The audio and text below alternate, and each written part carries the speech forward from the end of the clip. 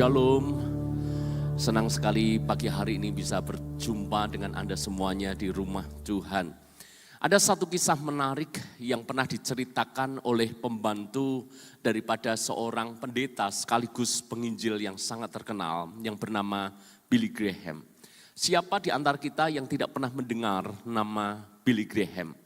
Billy Graham adalah salah satu pendeta yang sangat dihormati di dunia, khususnya di Amerika. Satu kali ada satu cerita tentang Billy Graham, yaitu ketika saat pagi seperti biasanya Billy Graham berada di kamar untuk berdoa. Tapi kemudian hal itu menjadi sesuatu yang berbeda sebab beberapa kali pembantu yang ada di rumahnya itu mengetuk pintu kamarnya.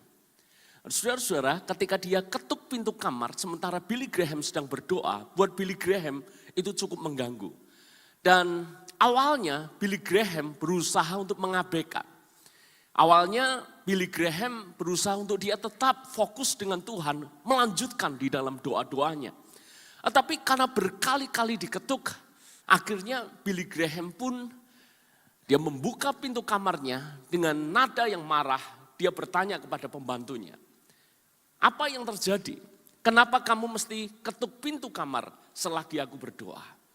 Lalu kemudian pembantunya berkata seperti ini, dan ini true story. Pak Presiden sedang menghubungi Anda, dan Pak Presiden sedang menunggu Anda di telepon. Dan apa jawab daripada Billy Graham? Biasanya kalau orang ditelepon daripada orang nomor 1 di Amerika, maka biasanya semua aktivitas akan ditinggalkan, menjumpai orang penting ini. Tapi yang dikatakan Billy Graham luar biasa. Dia berkata kepada pembantunya, sampaikan kepada Pak Presiden, saya sedang berbicara kepada raja di atas segala raja. Saya harus selesaikan dulu, baru dia bisa hubungi saya. Nah, saudara-saudara, sepenggal kisah ini cukup menarik. Menariknya di mana? Karena buat Billy Graham, hubungan dengan Tuhan itu tidak tergantikan dengan apapun juga. Amin. Buat Billy Graham, ternyata relasi dengan Tuhan, kedekatan dengan Tuhan, keintiman dengan Tuhan, itu segala-galanya. Saya tidak bisa membayangkan seandainya itu adalah kita yang dihubungi oleh orang penting, dihubungi oleh orang nomor 1 di negara ini. Kemungkinan besar kita akan tinggalkan semua aktivitas kita. Tapi bagi seorang Billy Graham, dia selalu memprioritaskan hubungannya dengan Tuhan lebih dari segala-galanya. Ibu bapak saudara, sepanjang hari ini di ibadah raya pertama, kedua dan ketiga, saya akan sampaikan firman Tuhan tentang bagaimana membangun keintiman dengan Tuhan dalam khotbah yang berbeda. Khotbah bisa dikatakan khotbah berseri. Harapan saya, ibu bapak saudara semuanya, setelah kita mendengar daripada firman Tuhan ini, kita mengerti persis betapa hubungan pribadi dengan Tuhan adalah sesuatu yang penting. Siap belajar ibu bapak saudara? Mari kita buka Alkitab kita sama-sama di dalam Injil Yohanes. Injil Yohanes pasal yang ke-15. Mari kita membaca ayat yang pertama sampai dengan ayat yang ke-8. Injil Yohanes pasal yang ke-15. Mari kita membaca ayat yang pertama sampai dengan ayat yang ke-8. Akulah pokok anggur yang benar dan Bapakkulah pengusahanya. Setiap ranting padaku yang tidak berbuah dipotongnya. Dan setiap ranting yang berbuah dibersihkannya supaya ia lebih banyak berbuah. Kamu memang sudah bersih karena firman yang telah kukatakan kepadamu. Tinggallah di dalam aku dan aku di dalam kamu. Sama seperti ranting tidak dapat berbuah dari dirinya sendiri. Kalau ia tidak tinggal pada pokok anggur, demikian juga kamu tidak berbuah jikalau kamu tidak tinggal di dalam aku. Akulah pokok anggur dan kamulah ranting-rantingnya. Barang siapa tinggal di dalam aku dan aku di dalam dia, ia berbuah banyak. Sebab di luar aku, kamu tidak dapat berbuat apa-apa. Barang siapa tidak tinggal di dalam aku, ia dibuang keluar seperti ranting dan menjadi kering, kemudian dikumpulkan orang dan dicampakkan ke dalam api, lalu dibakar. Jikalau kamu tinggal di dalam aku dan firmanku tinggal di dalam kamu, mintalah apa saja yang kamu kehendaki dan kamu akan menerimanya. Dalam hal inilah Bapakku dipermuliakan, yaitu jika kamu berbuah banyak dan dengan demikian kamu adalah murid-muridku. Ibu bapak saudara, perikop ini sering dikhotbahkan dengan banyak perspektif. Ada yang mengkhotbahkan teks ini tentang kehidupan yang berbuah. Saya rasa itu bukanlah sesuatu yang salah.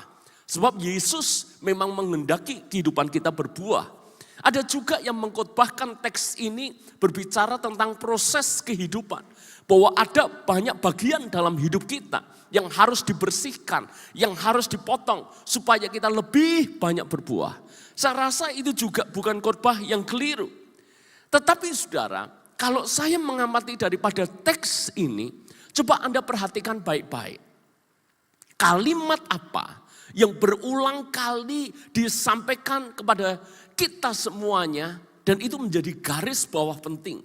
Kalimat yang diulang-ulang itu menunjukkan sebuah penekanan. Dan di dalam teks ini kalimat yang diulang-ulang itu adalah seperti ini. Tinggallah di dalam aku di dalam kamu. Ayat yang keempat. Lalu kemudian ayat yang kelima, barang siapa tinggal di dalam aku dan aku di dalam dia. 2 kali. Lalu kemudian ayat yang keenam, barang siapa tidak tinggal di dalam aku. 3 kali saudara. Yang keempat atau ayat yang ketujuh, jikalau kamu tinggal di dalam aku dan firmanku tinggal di dalam kamu, mintalah apa saja yang kamu kehendaki dan seterusnya. Saudara-saudara, 4 kali satu frase ditulis dalam satu teks. Itu sebetulnya menunjukkan apa yang penting. Itu sebabnya Yesus mengulang-ulang. Berarti saudara, yang paling penting adalah bagaimana kita tinggal di dalam Dia dan Dia di dalam kita. Itu berbicara soal keintiman dengan Tuhan. Doa saya, jemaat membangun keintiman. Doa saya, seluruh rekan-rekan pelayan mimbar, hamba-hamba Tuhan, semua yang terlibat dalam pelayanan, membangun keintiman dengan Tuhan. Pagi hari ini saya akan sampaikan 3 hal. Apa sebetulnya keintiman dengan Tuhan itu? Sebab kalau kita tidak hati-hati, kadangkala kita keliru mengerti apa yang disebut keintiman dengan Tuhan. Yang pertama saudara, ayat yang keempat tadi berkata seperti ini. Tinggallah di dalam aku dan aku di dalam kamu, sama seperti ranting tidak dapat berbuah dari dirinya sendiri. Kalau ia tidak tinggal pada pokok anggur. Berarti yang pertama, yang namanya intim, itu kita tinggal di dalam dia dan dia di dalam kita. Intim itu bukan hanya sekedar dekat, tapi lekat. Amin. Anda bisa membedakan antara dekat dan lekat. Sebab banyak orang berpikir dia sudah dekat dan itu hal yang baik. Tapi pertanyaannya, apakah kita cukup dekat? Jangan-jangan hanya sekedar dekat tapi tidak lekat. Ingat bahwa Yesus membuat sebuah perumpamaan, gambaran itu tentang pokok dan ranting. Ranting kalau mau berbuah itu tidak hanya sekedar dekat, tapi harus lekat, harus menempel. Coba pikirkan baik-baik. Seandainya ada satu pokok, pohon apapun Anda sebutkan. Satu pokok, lalu kemudian rantingnya, dahannya, itu hanya dekat, tapi tidak lekat, tapi tidak tempel. Apa yang terjadi? Bisa berbuah enggak? Bisa berbuah enggak? Yesus berkata, kalau tidak tinggal di dalam aku, kalau tidak lekat, walaupun terlihat dekat, maka dia seperti ranting yang menjadi kering, dan kemudian dia akan dibuang dan dibakar di dalam api. Saya khawatir banyak orang Kristen kegeeran, dia merasa dekat, tetapi sesungguhnya tidak lekat. Dia merasa Bukankah setiap hari Minggu aku beribadah?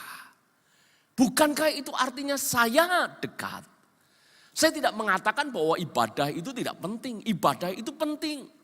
Tetapi kekhawatiran saya adalah kita merasa cukup dekat, tetapi belum lekat. Kalau kita tidak tinggal di dalam dia dan dia tidak tinggal di dalam kita, apapun alasannya, firman Tuhan berkata, kita seperti ranting yang tidak menempel pada pokok dan ranting itu menjadi kering, dibuang, dibakar ke dalam api. Saya berikan contoh sederhana tentang dekat, itu tidak cukup bahwa kita harus lekat, harus tinggal di dalam. Di rumah kami itu kami pelihara hewan yang paling mudah perawatannya. Apa? Burung? Tentu saja enggak, itu merepotkan. Binatang yang paling mudah menurut saya adalah ikan koi, saudara. Ikan koi itu mudah sekali. Hanya kami setting buat kolam yang memang dirancang khusus untuk ikan koi, dikasih makan, maka ikan koi itu akan bisa bertahan cukup panjang. Dan semenjak kami membangun rumah, lalu kami mulai isi dengan ikan koi, per hari ini sudah 12 tahun. Dari 10 ekor, sekarang tinggal 5 ekor. Lumayan awet, saudara. Karena selama 12 tahun wafat 5 ekor. Nah, pertanyaannya, kenapa wafat? Kebanyakan, mayoritas, itu wafatnya gara-gara ini. Malam itu masih baik-baik saja, tidak ada masalah, saudara. Tapi pagi itu ketika kami keluar kamar, kami lihat di teras belakang rumah, itu ada ikan koi kami, kolam koi kami. Ikan koi kami rupanya keluar dari kolamnya. Kata mereka yang biasanya merawat ikan koi, katanya mungkin ikan koi itu gatal, katanya gitu. Mungkin ada bakteri sehingga dia caranya entah gimana untuk mencoba mengatasi itu dan dia loncat. Dan dia loncat keluar dari kolam koinya. Jaraknya dekat. Misalnya ini kolam mungkin jaraknya hanya beberapa sentimeter saja. Dekat loh, saudara. Tapi karena tidak tinggal di dalam kolam itu. Dekat sih dekat. Tapi begitu dia keluar, mati juga.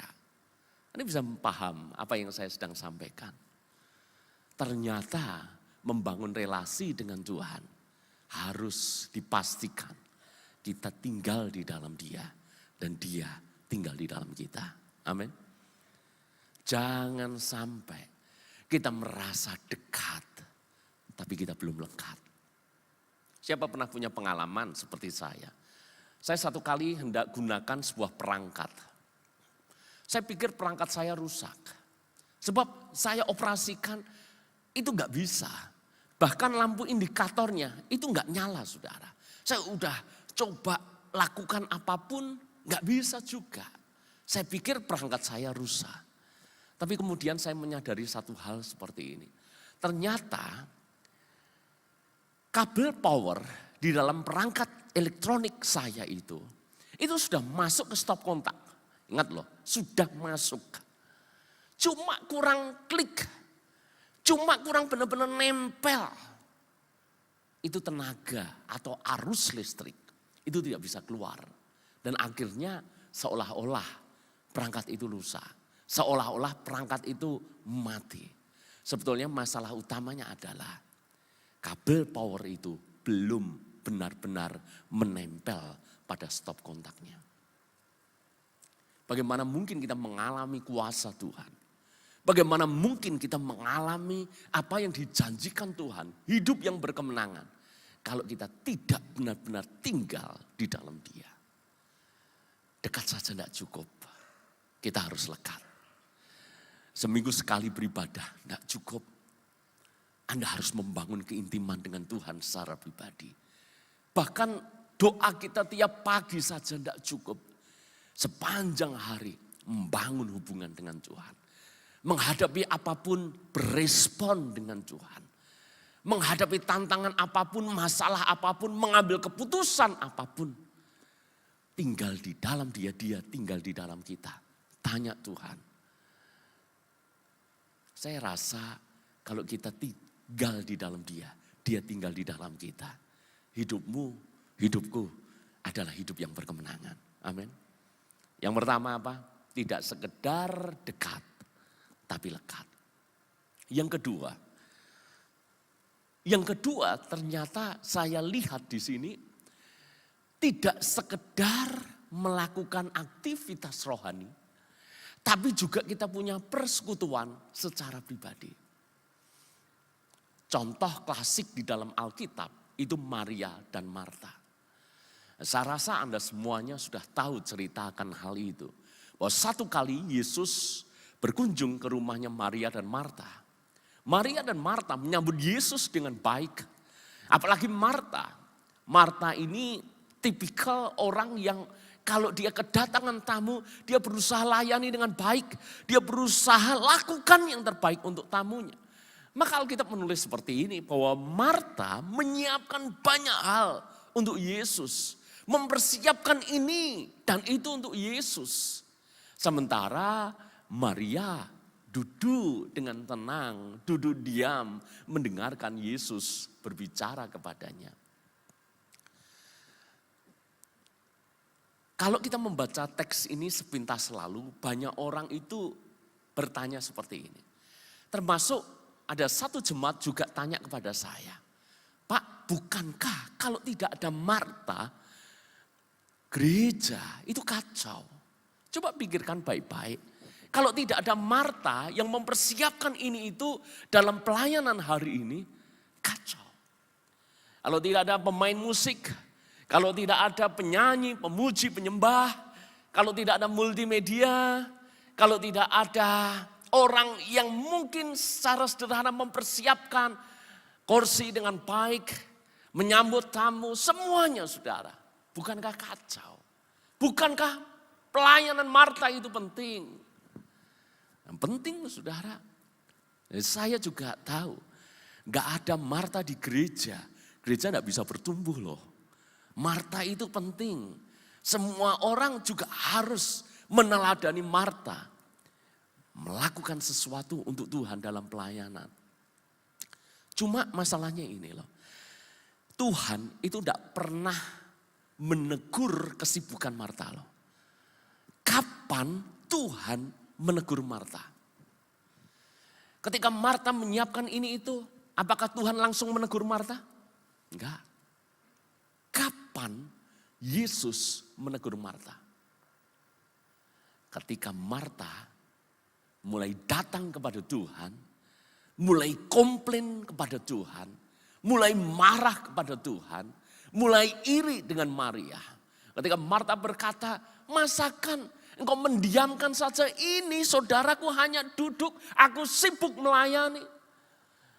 Marta sudah mulai iri dan marah dengan saudaranya. Dan secara tidak langsung Marta sudah mulai marah dengan Tuhannya yang seolah-olah mendiamkan dia kerja sendirian.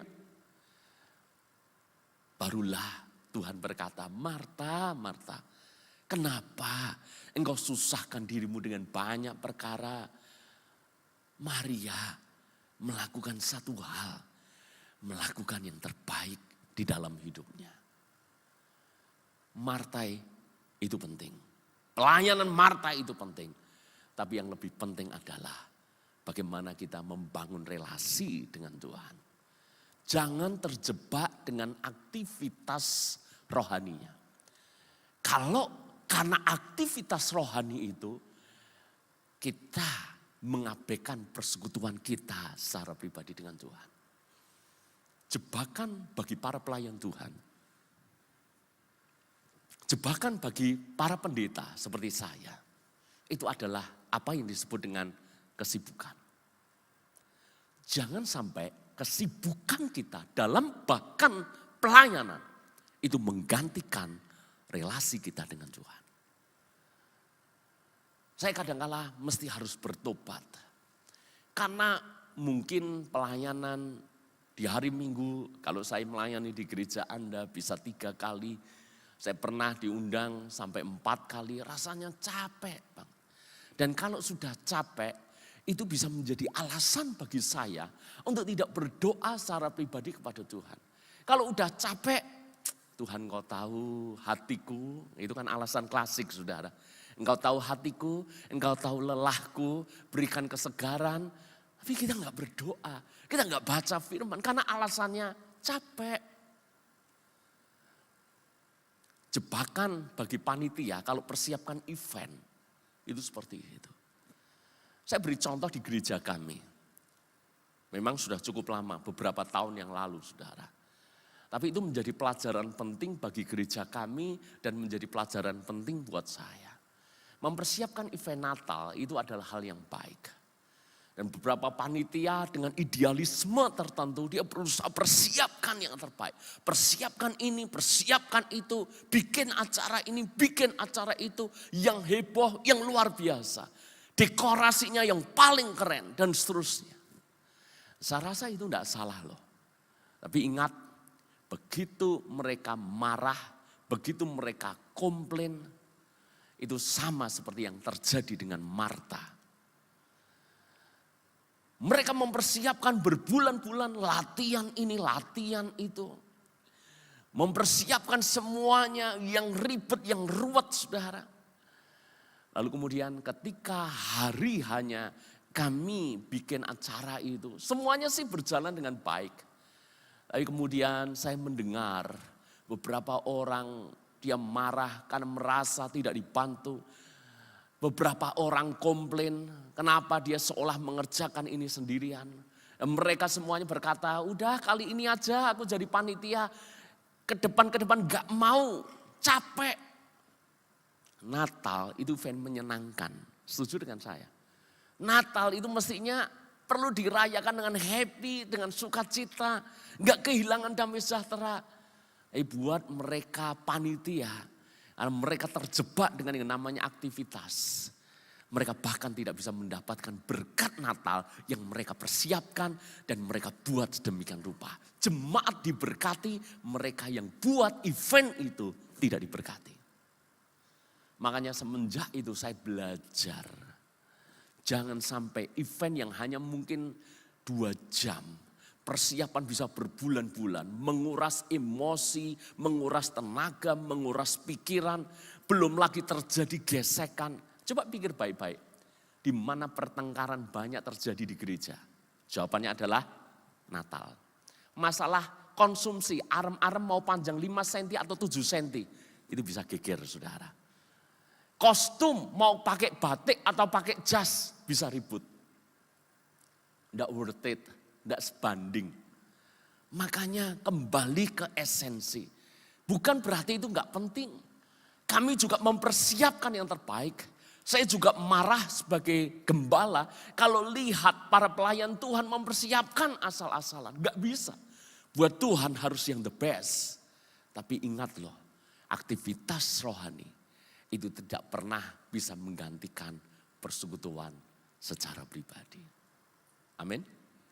Coba pikirkan baik-baik.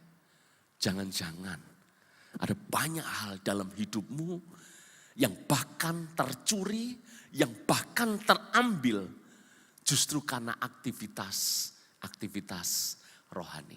Kelihatannya rohani, kelihatannya melayani, kelihatannya baik, tetapi kita kehilangan esensi yang sebenarnya. Kalau saya bertanya kepada seluruh pendeta, seluruh gembala, pendeta mana yang tidak mau jemaatnya seperti jemaat di Efesus? Wahyu pasal 2. Semuanya mau. Kalau Anda baca Wahyu pasal 2 tentang jemaat di Efesus, itu jemaat yang tidak pernah kenal lelah, jemaat yang tekun, jemaat yang rajin, jemaat yang bahkan berkorban semuanya, berlelah-lelah untuk Tuhan. Tapi sebetulnya saudara, itu menjadi jebakan yang berbahaya. Mereka pikir mereka melayani Tuhan, tapi sesungguhnya mereka hanya melayani pekerjaan Tuhan. Mereka pikir melayani Tuhan, sebenarnya enggak. Mereka melayani event. Sebab apa? Sebab Tuhan berkata seperti ini. Engkau telah meninggalkan kasih-Mu yang semula. Dan buat Tuhan itu hal yang penting. Kasih yang mula-mula itu tidak bisa bahkan digantikan dengan pelayanan kita, dengan persembahan kita, dengan bahkan pengorbanan kita. Bukankah Tuhan berkata, jemaat Efesus, betapa dalamnya engkau jatuh. Kalau Yesus, Tuhan sudah berkata, betapa dalamnya engkau jatuh. Itu benar-benar jatuh yang sangat dalam. Itu benar-benar hal yang sangat serius. Padahal secara aktivitas masih pelayanan. Secara aktivitas masih kelihatan rohani. Bahkan melakukan ini itu untuk Tuhan. Tapi menjadi jebakan ketika mereka kehilangan keintiman dengan Tuhan. Coba pikirkan baik-baik ibu bapak saudara semuanya. Jangan-jangan selama ini kita hanya lakukan aktivitas rohani. Tapi kita nggak punya persekutuan secara pribadi. Para pemain musik, saya tahu karena saya juga dulu main musik. Kalau kita main musik terus kadang-kala saya tahu ketika kita melayani main musik itu sulit saudara, bukan hal yang mudah. Main musik sambil kita nyembah, main musik sambil kita nyanyi. Fokus kita biasanya terbagi-bagi. Dan ini hati-hati, kalau enggak, maka keadaan yang seperti ini akan membuat rohani kita kering. Apalagi musik director, dia akan kasih instruksi ini dan itu. Ref, kode, ayo semangat tempo naik. Kasih kode kepada WL mungkin. Overtune, dan seterusnya. Mungkin sulit saudara. Makanya hati-hati, ini menjadi jebakan kita para pelayan mimbar. Kalau kita tidak benar-benar fokus dengan Tuhan, nggak bangun keintiman dengan Tuhan, relasi dengan Tuhan, secara rohani kita bisa menjadi kering. Apa yang terlihat dari luar mungkin kita bisa lakukan aktivitas rohani. Tapi kalau nggak hati-hati, kita mati rohani. Itu ibarat ayam yang mati di lumbung padi. Itu ibarat semut yang mati bahkan di karung gula. Saking saudara capeknya, sibuknya lakukan aktivitas rohani. Dia kehilangan persekutuan secara pribadi. Yang ketiga, apa yang artinya keintiman dengan Tuhan? Kita ulang sedikit. Yang pertama, tidak sekedar dekat, tapi harus lekat. Yang kedua, tidak sekedar aktivitas rohani, tapi punya persekutuan secara pribadi. Dan yang ketiga, tidak bisa berbagi. Kita harus sepenuh hati. Intim itu artinya sepenuh hati. Anda tidak mungkin bisa intim kalau hatimu terbagi. Ibu-ibu, boleh enggak saya tanya kepada Anda? Hanya sekedar pertanyaan. Bagaimana seandainya suamimu pulang dari kantor dan dia berkata seperti ini kepada Anda. Ma, pernikahan kita saya pastikan tetap baik-baik saja. Kita tidak akan bercerai. Uang belanja tetap aku beri. Malah aku tambah. Secara status gak ada yang berubah. Hanya saja izinkan aku menikah lagi. Punya wanita kedua, wanita ketiga.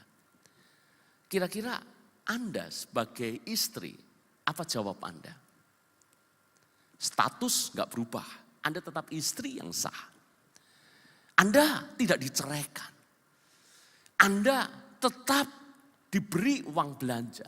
Hidup Anda tetap baik-baik saja. Hanya saja pasangan kita menikah lagi. Misalnya saudara, ya kalau di Kristen gak mungkin lah. Karena kita monogami ya. Kalau di mereka itu mungkin. Lah bayangkan aja mereka dah gitu. Kira-kira istri itu akan berkata apa? Gak apa-apa? Menurut Anda gimana? Yang penting kan status oke. Uang belanja oke, malah ditambah, puji Tuhan, gitu. Gak bisa. Begitu hati terbagi, dia gak mungkin bisa intim lagi. Bohong. Kalau ada yang berkata, tetap bisa intim. Walaupun pasangannya punya banyak yang lain. Gak mungkin, saudara. Begitu hati terbagi, gak mungkin bisa intim. Saya rasa relasi kita dengan Tuhan itu sama. Kalau hatimu terbagi, tidak lagi sepenuh hati, kita tidak mungkin bisa intim dengan Tuhan. Contoh dalam Alkitab itu Salomo. Salomo, saya baru sadar ketika membaca ayat ini. Ketika saya perhatikan dengan teliti dan sungguh-sungguh, ternyata sedikit berbeda dari apa yang seringkali dikhotbahkan banyak orang. Banyak orang berkata bahwa Salomo meninggalkan Tuhan. Di masa tuanya Salomo meninggalkan Tuhan. Sudah tidak lagi beribadah kepada Tuhan. Tapi kalau Alkitab kasih teks itu enggak loh. Yuk kita baca. 1 Raja-Raja 11 ayat yang 4. Sebab pada waktu Salomo sudah tua, istri-istrinya itu mencondongkan hatinya kepada allah-allah lain. Sehingga ia tidak dengan sepenuh hati berpaut kepada Tuhan Allahnya. Seperti Daud ayahnya. Kalau dari teks ini, menurut Anda, Salomo masih beribadah enggak sih? Masih, saudara. Ketika perayaan Paskah, Salomo masih ada di sana loh. Ketika perayaan Hari Raya Pondok Daun, Salomo masih ada di sana. Perayaan keagamaan Yahudi, Salomo masih. Cuma Salomo tidak lagi dengan sepenuh hati. Kalau tidak dengan sepenuh hati, berarti apa? Hatinya sudah bercabang, hatinya sudah terbagi. Terbagi kepada siapa? Terbagi kepada dewa-dewa sesembahan istri-istrinya. Istrinya saja total 1.000. Dewa-dewanya mungkin bisa puluhan. Satu hati dibagi puluhan sehingga Tuhan menempati porsi yang sangat kecil di dalam hati Salomo. Salomo tidak meninggalkan Tuhan. Tapi Salomo sudah tidak sepenuh hati. Dan ini bahaya sekali. Itu kejatuhan yang sangat dalam. Sebab Tuhan tidak akan pernah mau dibandingkan, disetarakan, menjadi sama dengan dewa-dewa yang lain. Coba pikir baik-baik loh. Kenapa hal ini menjadi penting buat kita? Jangan-jangan kita nggak bisa intim karena hatimu sudah terbagi. Anda masih Kristen, Anda masih ke gereja, betul. Tapi begitu hatimu sudah terbagi dengan yang namanya uang, hatimu terbagi dengan yang namanya kekayaan, hatimu terbagi dengan yang namanya kesenangan, hatimu terbagi dengan yang namanya hobi dan itu menjadi Tuhan, hatimu terbagi dengan sesuatu yang lain, kita tidak mungkin bisa intim dengan Tuhan. Kalau mau intim dengan Tuhan, sepenuh hati, enggak bisa terbagi. Amin. Sebagai penutup, sebagai konklusi, ada 3 pertanyaan yang saya ingin ajukan kepada kita. Harapan saya kita mau jujur, kita sekarang berada di posisi mana. Yang pertama, bisa bantu saya klik multimedia. Yang pertama, jangan-jangan kita itu hanya sekedar dekat, tapi enggak lekat. Coba cek dulu. Boleh enggak sesi yang terakhir ini, jadikan kita ini seolah-olah sedang melakukan medical check up. Sedang dicek kerohanianmu, kesehatan rohani kita. Kira-kira hasilnya kayak apa? Siapa di antara kita yang kelihatannya dekat, tapi sebenarnya sudah enggak lagi lekat? Tanya kepada hatimu. Dan mari jujur. Kalau iya, Kita katakan, Tuhan ampuni. Tuhan, aku mau benar-benar tinggal di dalam Engkau dan Engkau tinggal di dalam aku. Yang kedua, jangan-jangan kita terjebak dengan yang namanya aktivitas rohani. Tapi kita enggak punya persekutuan secara pribadi. Siapa di antara kita yang sibuk ini, sibuk itu, tapi kita kehilangan relasi dengan Tuhan. Seolah-olah Tuhan itu berkata seperti ini buat kita semuanya pagi ini. Tidak ada yang bisa menggantikan persekutuan pribadi dengan Tuhan. Persembahanmu tidak bisa. Pelayananmu tidak bisa. Aktivitas rohanimu tidak bisa. Semuanya tidak bisa. Tidak ada yang bisa gantikan itu. Yang ketiga, janganlah hatimu terbagi. Mari ikut Tuhan dengan sepenuh hati. Amin, saudara. Ayo, mari kita cek. Siapa di antara kita yang satu atau dua, atau jangan-jangan tiga-tiganya, kita semuanya ada tanda bintang di dalam apa yang kita pelajari pagi hari ini. Kalau iya, segera bertobat. Bangun kembali hubungan yang intim dengan Tuhan. Ambil waktu secara pribadi dengan Tuhan. Komitmen lagi untuk doa secara pribadi. Saat teduh secara pribadi. Baca firman secara pribadi. Libatkan Tuhan dalam sepanjang hari di dalam hidup kita. Dan itulah keintiman yang Tuhan sedang cari. Bukan penyembahanmu yang Tuhan cari. Tapi penyembah yang benar yang Tuhan cari. Doa saya, penyembah-penyembah yang benar ada pada kita semuanya pagi ini. Tuhan berkati.